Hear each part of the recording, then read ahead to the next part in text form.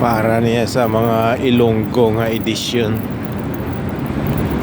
Ano niya ang disyerto sa Dubai, nabutangan carpet. Ini nga mga carpet ni ginapamilak lang niya, ginapulot sa tagalinis, haplak sa duta.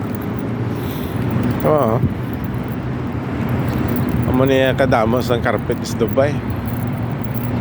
Tino nila ata nga carpet. Iban nga mga apartment gusto magilis bag-o carpet, bilog na carpet pilak na niguro mga pila na ni ka sampo-sampo sa mga carpet niya, doble-doble na. Tapos sobrang sang cleaner, masulosildig na sa kilid, mahulat sa nag-aalalabay, taga-tagaan sa, so may kita sa jutay.